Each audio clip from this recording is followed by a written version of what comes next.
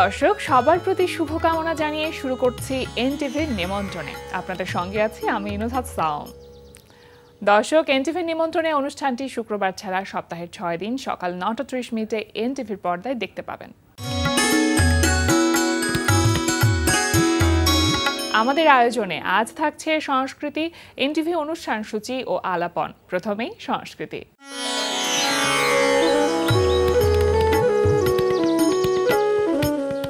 Alias প্রসেসের লা গ্যালারিতে অনুষ্ঠিত হচ্ছে ফারজানা ববির দ্বিতীয় একক চিত্রকলা প্রদর্শনী সাউন্ড উইদিন স্টিলনেস। প্রতিদিন বিকেল 3টা থেকে রাত 9টায় এই সময় প্রদর্শনী চলবে 8 নভেম্বর পর্যন্ত। ধানমন্ডির বেঙ্গল শিল্পালয়ে অনুষ্ঠিত হচ্ছে শিল্পী ইয়াসমিন জাহান নূপুরের একক চিত্রকলা প্রদর্শনী আনরিভেইলিং সাইলেন্স। প্রদর্শনী চলবে 22 নভেম্বর পর্যন্ত। এবার এনটিভি অনুষ্ঠান সূচি। এবার জানিয়ে দিচ্ছি এনটিভির আজ রাতের বিশেষ বিশেষ অনুষ্ঠানগুলির সময়সূচি। সন্ধ্যা 6:15 থাকছে সমসাময়িক বিষয় নিয়ে অনুষ্ঠান সংলাপ প্রতিদিন।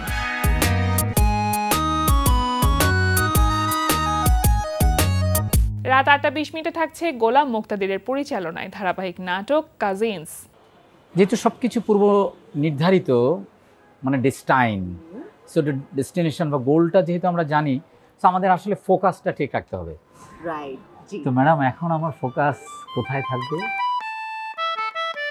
আমার তো মনে হয় আমার দিকেই থাকা উচিত।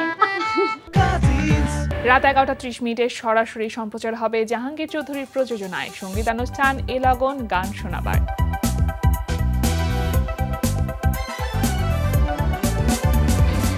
এই ছিল এনটিভির আজ রাতের বিশেষ বিশেষ অনুষ্ঠানগুলির সময়সূচি। এবার আলাপন। প্রিয় দর্শক, আমাদের আলাপনের আজকের অতিথি গীতিকার রনক রায়হান। শুভ সকাল ভাইয়া। শুভ সকাল। কেমন আছেন? আলহামদুলিল্লাহ, অনেক ভালো আছি। আপনি কেমন আছেন? আমি খুব ভালো আছি। অনেকদিন পর আপনার সাথে আড্ডা হবে। হ্যাঁ, কেমন যাচ্ছে সময়টা, বা কাজের সাথে আসলে ব্যস্ততা কেমন, কি কি নিয়ে ব্যস্ত আছেন? কাজের অনেক অনেক ব্যস্ততা। এবার আমার কিছু মানে যে নিজের ভালো লাগার মতো এবং এক্সাইটমেন্ট হওয়ার মতো কিছু কাজ হচ্ছে। আচ্ছা। একটা কাজ হচ্ছে বর্তমানে লায়লা এবং হচ্ছে আকাশ মাহমুদ ডুয়েট। গানটার নাম শুনলে আপনি বুঝতে পারবেন। গানটার নাম হচ্ছে বাটি চালান। বাটি চালান। বাটি চালান মানে এটা কি ধরনের গান? লোকগান? লায়লা যেহেতু গেছে তার মানে লোকগান। একটু লোকগান, কিন্তু গানটা ওই যে গ্রাম দেশে প্রচলিত আগে ছিল, যেমন কিছু হারিয়ে গেলে বাটি চালান দিয়ে খুঁজে না, জাস্ট ওইরকম আর কি একটা বিষয় আর কি। তো গানটার নাম হচ্ছে বাটি চালান। এটা কি রিলিজ হয়ে গেছে? না না না না, এটা এখন শুটিং চলছে। মিউজিক ভিডিও অনেক বড়, খুব বিগ বাজেটের একটা মিউজিক ভিডিও। বাহ, দারুণ। আর অন্যান্য কি কাজ? অন্য অনেকগুলো কাজ এখন এবার বেশ কিছু কাজ করেছি। ইমন খানের টানা আমি 10টা গান করেছি। 10টি গানের মধ্যে সবগুলো গানই রেডি হয়ে গেছে। ধারাবাহিকভাবে 2টা রিলিজ হয়েছে, এর মধ্যে আরো আসবে সবগুলো। সেগুলো কি আধুনিক গান? ও একটু হচ্ছে আধুনিক এবং ফোকের মাঝামাঝি ওর প্যাটার্নটা আর কি। আচ্ছা, এই যে যখন গান লিখেন আপনি, গান লিখবার ক্ষেত্রে তো আসলে বিভিন্ন ধরনের গান হয়। এখন লোকগান আছে, বাংলাদেশে তো আসলে লোকগান একটা সমৃদ্ধ অংশ আসলে, আর সেখানে আধুনিক গান রয়েছে, বিভিন্ন ধরনের গান রয়েছে। যখন আপনি গান লিখেন তখন আসলে ওই ব্যাপারটি মাথায় কাজ করে কিনা যে কি ধরনের গান লিখছেন?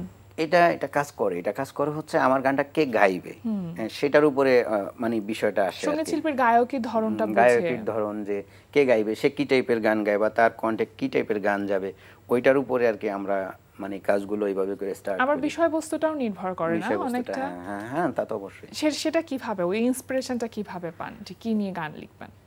ওই যে বললাম না, যখন একটা শিল্পী গান গাইবে মানে তার ধারাটা কি, তার ধাঁচটা কি, ওইটা চিন্তা করে আর কি আমরা ট্রাই করি যে ওইভাবে করে লিখতে। এইভাবে করি হয়। যেমন ধরেন আপনি এখন খুব মন খারাপ, কোনো একটি দুঃখের গান লিখে ফেললেন, বা হয়তো মন খারাপ প্রেমের গান আসলো না, মানে এরকম কখনো হয় কি না? না, আসলে ঘটনাটা হচ্ছে কি, প্রত্যেকটা গানই প্রেমের কোনো না কোনো ভাবে, প্রেমের সাথে সম্পৃক্ত কোনো না কোনো ভাবে আসবেই। সেটা তো হয়তো দেখা যাচ্ছে যে সেটা প্রেমের হলেও দেখা যাচ্ছে যে স্যাড হইতে পারে, রোমান্টিকও হইতে পারে, কিন্তু প্রেমের বিষয়টা থাকেই। হুম। চলচ্চিত্রের জন্য গান লেখা হ্যাঁ, হচ্ছে এখন? চলচ্চিত্রের জন্য গান করছি। আমি আরেকটা বিষয়, আপনাদের এই এনটিভির একটা নাটকে কাজ করেছি, নাটকের গানে। আচ্ছা, এটা কি খুব সম্প্রতি? হ্যাঁ, সম্প্রতি রিলিজ হয়েছে মোনালিসা। আচ্ছা। এটার ডিরেক্টর ছিলেন এ বাবুল।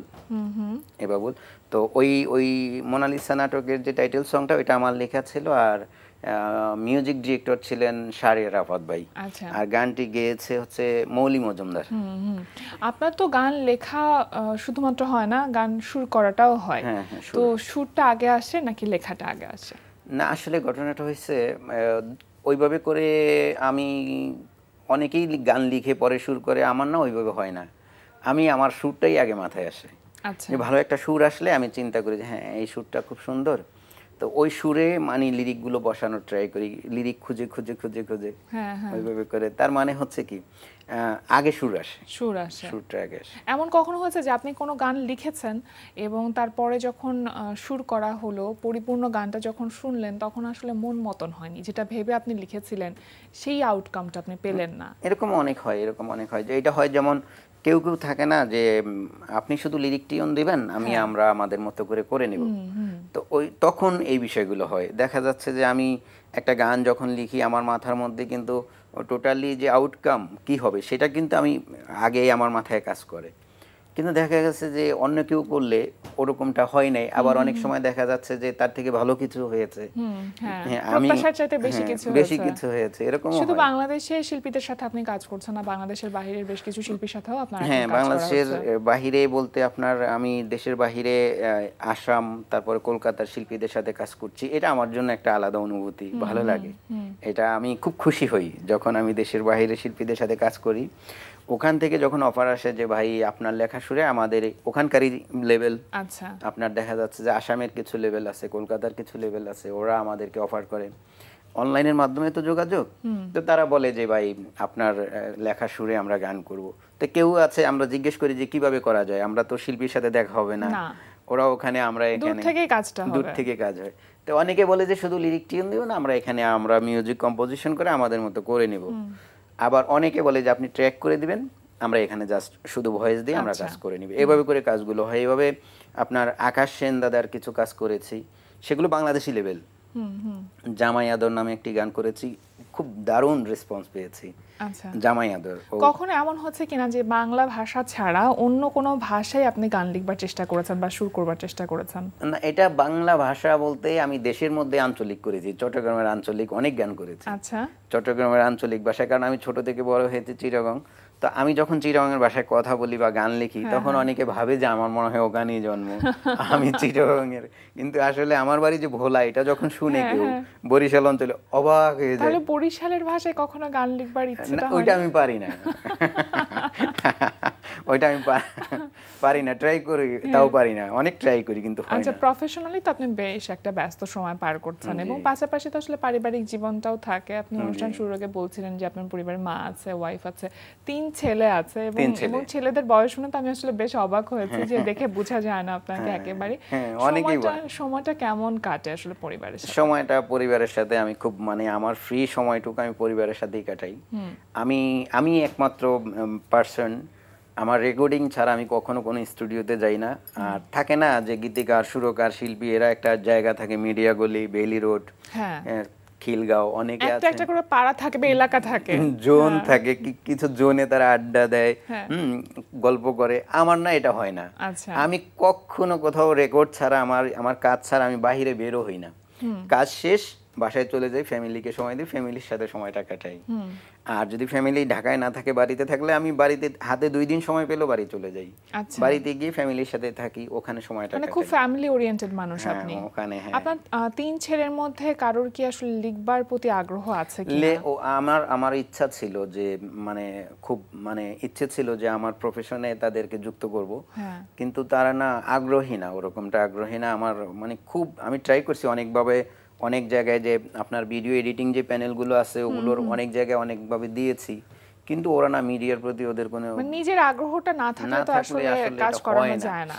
আগ্রহ থাকলে না, নিজের আগ্রহ থাকলে কোনো না কোনো ভাবে হয়ে যায়। আপনি যেহেতু গানের মানুষ, মানে সঙ্গীত অঙ্গনের মানুষ, কোন একটি জায়গা একটা মাধ্যম নিয়ে কাজ করছেন, কিন্তু ছেলেদের মধ্যে কখনো আপনার মনে হয়নি যে তাদেরকে গান শেখানো যেতে পারে এই বিষয়টা? না, ট্রাই করছি। আমার বড় ছেলেকে দিয়ে আমি একটা গান রেকর্ডও করেছিলাম, বাহ। ভালো গিয়েছে। ছোট ছিল তখন, হ্যাঁ, হ্যাঁ। তখন বললে শুনতে, এখন শুনে না। এখন শুনে না। আচ্ছা, এই যে বিভিন্ন সময় যেটা আমি যেমনটি বলছিলাম যে আপনি কখনো প্রেমের গান লিখছেন, কখনো বেদনার গান লিখছেন, দুঃখের গান, কষ্ট দুঃখ সবকিছু মিলিয়ে আসলে গানে আমরা আমাদের নিজেদের জীবনের গল্প, উপলব্ধি, অনুভূতি এগুলো সবকিছু প্রকাশ করি। প্রেম বিষয়টা আসলে আপনার কাছে কেমন, কিভাবে দেখেন আপনি? আমি প্রেমটাকে সমর্থন করি, কারণ হচ্ছে প্রেম যে মানে একটা এনার্জেটিক বিষয়, একটা মানে এনার্জেটিক, মানুষের মধ্যে স্পৃহা তৈরি করে। টনিকও বলা যায় যে সুস্থ থাকার। হ্যাঁ, হ্যাঁ, যখন একটা মানুষ যখন একটা মানুষের মধ্যে প্রেম চলে, তখন সে সম্পূর্ণ সুস্থ থাকে, আচ্ছা, ভালো থাকে। হ্যাঁ, ভালো থাকে, তার ভিতরে আলাদা একটা, সে মানে জীবনটাকে অনেক মূল্যবান মনে করে, হ্যাঁ, বাঁচতে চায়। আচ্ছা, তো এই জন্য আমি, যদিও সামাজিক স্বীকৃতি নাই, কিন্তু আমি প্রেমটাকে খুব সমর্থন করি। প্রেম মানুষের জীবনে আসবে, প্রেম আসতেই পারে, আর প্রেম যখন আসে মানুষ তখন ভালো থাকে, সুস্থ থাকে। এই জন্য আমি প্রেমকে সমর্থন করি। তার মানে এই না যে আমি এখন প্রেম করছি, তা না। প্রেম হয়েছে আমার জীবনে, প্রেম বিভিন্ন সময় ঘটেছে না, অনুভূতিটার জায়গাটা কিভাবে হ্যাঁ, তৈরি হতো? প্রেম হয়েছে, ঘটেছে, এখনো প্রেম আসে, কিন্তু প্রেমে পড়ি না। সেটাই, প্রেমকে দেখা একরকম আর প্রেমে পড়ার ব্যাপারটা আর একরকম। আমি প্রেমকে দেখি, প্রেমকে আমি ভালো পজিটিভলি দেখি। হ্যাঁ, ছোটবেলাটা কোথায় কেটেছে ভাই আপনার? ছোটবেলাটা আমি বড় হয়েছি চিটাগাংয়ে। ছোট থেকে আমি বড় হয়েছি চিটাগাংয়ে। আমার জন্মস্থান হচ্ছে ভোলাতে, বাট আমি বড় হয়েছি চিটাগাংয়ে। আমার বাবা সেনাবাহিনীর সেনা সদস্য, তো সে সুবাদে আমরা চিটাগাং ক্যান্টনমেন্টে, সেনানিবাস ক্যান্টনমেন্টে, ওখানে আমি ছিলাম বাইজিদে। ওখানে আমি বড় হয়েছি। শুধু একমাত্র আমি মানে চিটাগাং শহরটাকে আমার মানে এত ভালো লাগতো, মানে মনে হচ্ছিল যে টোটাল চিটাগাংয়ের যে পার্বত্য অঞ্চল, তো একদম চিটাগাংয়ের সাথে আমার নিজের একটা ভালো লাগার, একটা প্রেমের মতো হয়ে গেছিল। কখনো আমি চিটাগাং শহর ছেড়ে কোথাও যাব এটা ভাবি নাই, বাট শুধু গানের জন্য আমি চলে আসছি, মানে চিটাগাং থেকে ঢাকায় একেবারে চলে আসছি। যে সময় আপনি ছোট ছিলেন তখন কাদের গানগুলো খুব বেশি শোনা হতো? আমি আমি গান শুনতাম হচ্ছে আপনার তখনও এখনো আমি যাদের গান শুনি, আপনার ফোকের মধ্যে হচ্ছে আপনার গান শুনতাম তখন কিরণচন্দ্র রায়, তারপরে হচ্ছে আপনার মজিব পরদেশি, আশরাফ উদাস, এনাদের গানগুলো শুনতাম ফোকের। আর আধুনিক গানগুলোর মধ্যে আমরা শুনতাম হচ্ছে আপনার, এখনো শুনি, রফিকুজ্জামান স্যারের গানগুলো শুনি, ওনার ফিল্মের গানগুলো। অবাক হয়ে যায় শুনলে যে এত একটা মানুষ, ওনার গানগুলো শুনলে বোঝা যায় যে প্রেম কি জিনিস, প্রেম মানে প্রেমের গুরুত্ব কতটুকু, মানে কিভাবে সেই গানগুলোকে শব্দের মধ্য দিয়ে কিভাবে যে সে প্রকাশ করে, শুনি, অবাক হই, শিখি ওনাদের কাছ থেকে, ওনাদের গানগুলো থেকে আমরা শিক্ষাও নেই। নিশ্চয়ই গান লিখবার জন্য আসলে বই পড়তে হয় প্রচুর, সেই অভ্যাসটা কি আপনার ছোটবেলা থেকে ছিল? হ্যাঁ, আমি যখন ঢাকায় এসেছি, আমার ঢাকার ফ্রি সময়টা কাটতাম, আমি পাবলিক লাইব্রেরিতে বসতাম, গিয়ে বই পড়তাম। তো বেশিরভাগই শিল্প সংস্কৃতি যে বইগুলো থাকে, ওইগুলো আমি বেশি, আমাকে টানতো। কারণ আমি নিজেও লেখালেখি করতাম, তো আমি তো অনেকগুলো উপন্যাস লিখেছি, আপনারা জানেন হয়তো। আমার প্রকাশিত উপন্যাসই আছে 24টা। আর প্রথম শুরু হয়েছিল একটি কাব্যগ্রন্থ অবিনাশী আত্মা কবিতার বই দিয়ে। এরপর থেকে আমি আপনার উপন্যাস তো এই জন্য হয় কি, আমি বই পড়ার অভ্যাসটা ছিল, আমি পাবলিক লাইব্রেরিতে ফ্রি সময়টাতে গিয়ে বই পড়তাম। আচ্ছা।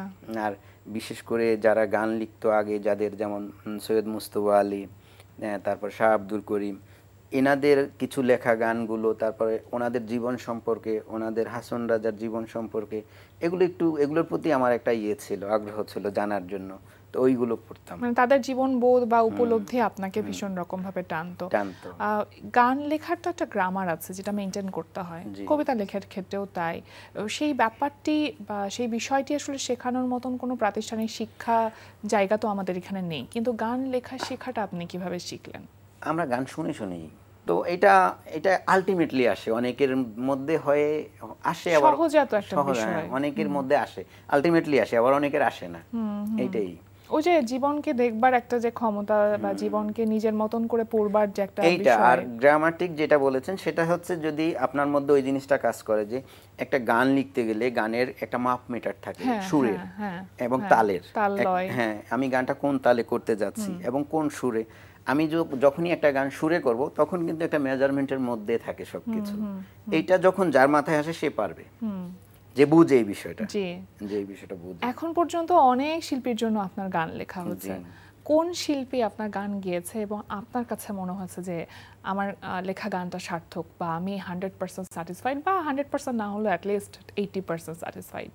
না, আমি আমার স্যাটিসফাইড হওয়ার মতো অনেক গান করেছি। যেমন সিনিয়রদের মধ্যে তো প্রায় অনেকেই করেছে, সাবিনা আপা, আগুন, তারপরে হচ্ছে রিসেন্ট করেছি আলমারা মিনু আপুর একটি গান করেছি, দেশের গান আলমারা মিনু, তারপরে কিরণ চন্দ্র রায়। তো এইভাবে যাদের সাথে কাজ করেছি তাদের কাজগুলো করে আমি খুব স্যাটিসফাই। আর এখনকার প্রজন্মের যারা আছে তারাও খুব ভালো করে, দুর্দান্ত করে। তাদের গানগুলো কিছু কিছু গান হয়ে যায় আমি নিজে শুনলেই অবাক হয়ে যে এটা আমার গান, আমি ভাবলে অবাক লাগে, যে খুবই ভালো লাগে। এখনকার যারা কাজ করে বর্তমানে, অঙ্কন আছে, অঙ্কন, লায়লা, তারপরে মুনিয়ামুন, এরা সবাই খুব এখনকার খুব ট্যালেন্টেড। এইভাবে অনেকের কাজ হয়। সময়ের সাথে সাথে তো আমাদের যেই গানগুলো বা গানের যেই শব্দগুলো অনেক পরিবর্তন এসেছে। আমার কাছে মনে হয় একজন গীতিকারের জায়গা থেকে আপনি বিষয়টি বুঝছেন যে 90-এর দশকে আসলে যে ধরনের গান হতো আর এখন যে ধরনের গান হচ্ছে, সময়ের পরিবর্তন অবশ্যই যে কোনো কিছুর পরিবর্তন আনবে, এটা তো আসলে প্রজন্মের চাহিদা, সময় উপযোগী কাজ করতে হবে, সময় উপযোগী। তো সেই জায়গাতে আপনি কি মনে করেন যে এখন এই সময় যে ধরনের গান হচ্ছে, কখনো যদি ভাইরাল হয়ে যাচ্ছে, সেটা তো আসলে খুব একটা এক্সপেক্টেড না, ভিউজ দিয়ে আমরা যে কাউন্ট করছি, এই সব মিলায় আপনার আসলে জাজমেন্টটা কেমন, আপনি কি ভাবেন? না, আসলে ভিউজ দিয়ে গানকে বিচার করা যায় না। গানকে জাজ করতে হলে গানের লিরিক, টিউনের ওজন, হ্যাঁ, মান দেখে আমি মনে করি জাজ করা উচিত। একটা গান অনেক হুট করে অনেক ভিউ হয়ে গেল, ভাইরাল হয়ে গেল, সেইটা দিয়ে আমি গানের একজন গীতিকারের তার লেখার ওজন বা তার যে কাজের যে মান সেটা বিবেচনা করা, আমি বিশ্বাসী না, পক্ষপাতী না। হ্যাঁ, আমি সেটা কিন্তু একটা তো বিষয় থাকে, আর্থিক ব্যাপারটা এখন জড়িত, আর্থিক ব্যাপার। হ্যাঁ, সেটাই। আবার এটাও আছে, যেমন আমি খুব ভালো লিখি, অনেক সুন্দর লিখি, বাট আমার গান ভিউ হচ্ছে না, তখন যারা লেভেলগুলো আছে, পৃষ্ঠপোষক আছে, তারা কিন্তু আমাকে দিয়ে কাজ করাবে না, আসতে চাইবে না, কাজ চাইবে না, আমার পিছনে ইনভেস্ট করতে তারা চাইবে না। আমার পিছনে আমার ওই যে বললাম যে জামাইয়া দর্জি গানটা কলকাতার আকাশ সেন গেয়েছে আর বাংলাদেশে গেয়েছে হচ্ছে রিমি, সঞ্জিদা রিমি নামে একটা মেয়ে, খুব ভালো গান করে। তো ওরা দুইজনে গানটা করেছে। তো ওই গানটার মিউজিক ভিডিওতে 5 লাখ টাকা বাজেট, এবং অডিওতে আমি প্রায় লাখখানেক টাকা নিয়েছি। তো দেখা যাচ্ছে 6 লাখ টাকা। তো এখন ওই গান যদি মনে করেন ভিউ না হয়, তাহলে তো সে তো আর সেকেন্ড টাইম আর আমাকে ডাকবে না, ইনভেস্টমেন্টটা যদি উঠে না আসে তাহলে তো আর হবে না। তো আমি খুব রিস্কে ছিলাম, ভয়ে ছিলাম যে এতগুলো টাকা তারা এইভাবে খরচ করতেছে, কি হয় আল্লাহ জানে।